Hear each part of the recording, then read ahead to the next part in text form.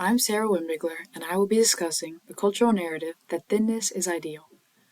First, I'm going to give a brief history of ideal thinness. Prior to the 1920s, the ideal body type was desirably plump. Women had rosy cheeks and curvy figures. However, this beauty standard completely changed with the rise of the flapper.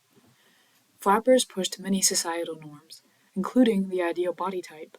By the end of the 1920s, the beauty standard reflected pale skin and thinness. This discussed thinness is still largely thought of as ideal in today's culture, which can be somewhat chalked up to advertisements. If there is an ideal that can be obtained through a product, a company will create advertisements to feed into said ideal. By setting a narrative in stone, a company will always have customers. I'm now going to give some examples of a type of advertisement and explain how it plays a role in the cultural norm that thinness is ideal. I've compiled these advertisements surrounding fad diets, which are eating plans that eliminate certain food groups to lose weight. First, I'm going to examine the 1920s tapeworm ad. The word fat is presented in a large, pudgy font. It basically denotes fat as gross. There's also a relatively thin lady being given a large amount of food. How can she eat that much and stay thin? By consuming tapeworms, of course. In short, this tapeworm advertisement states that fat is bad, so people who want to eat food and stay thin need to buy their products. Let's now look at the 2000s HCG injections ad. There's a small cursive phrase that says, "Make your New Year's resolution come true." This product relies on the cultural narrative that all people want to be skinny. That's why losing weight is such a popular New Year's resolution. This advertisement also includes the statistic that consumers will lose hunger symptoms within 26 days. This promise appeals to time. Why would you want to lose weight the correct way, diet and exercise, when you can take injections and have quicker results? Let's now compare the two advertisements. Even though the tapeworm and HCG injection advertisements are nearly a century apart, they both take advantage of the cultural narrative that thinness is ideal. Once the 1920s established slim bodies, advertisers latched on quickly and haven't let go. They make attempts to keep this cultural narrative alive by insinuating that fat is bad. In other words, they formulate their advertisements so that thinness stays as the beauty standard.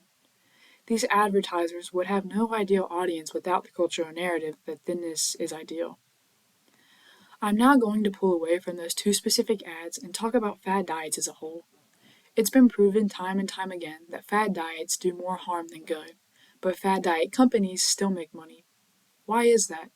It can, once again, be attributed to the cultural narrative that thinness is ideal.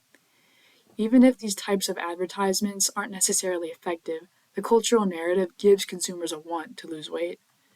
Billions of dollars are spent annually by Americans to lose weight, so it's safe to say that this cultural narrative that began in the 1920s is still very much prevalent in today's society. Let's now look at the other two statistics that I've revealed to show the effects of thinness culture outside of advertisements. Nearly 30 million Americans will, at some point, deal with an eating disorder, and around 16% of current Americans deal with body dissatisfaction in general. It is ingrained into society that thinness is beautiful, which causes other body types to seem inferior, which causes body dissatisfaction, which in turn can cause people to go to extreme limits to achieve a specific figure. I'd also like to point out that the 16% of Americans dealing with body dissatisfaction are mostly women. This explains why both of my previously discussed ads included only female models. Women are the target audience for fad diets, and thinness culture in general, because society seems to be more focused on expectations of the female body versus the male counterpart. The history of thinness, advertisements for thinness, and statistics about thinness all lead to an overarching conclusion. Companies will use narratives to gain profit off those who want to fit a cultural normative. In the case of thinness ideals, businesses take advantage of beauty standards and population demographics to gain profit. As long as the cultural narrative of ideal thinness is alive, fitness industries will always have an audience.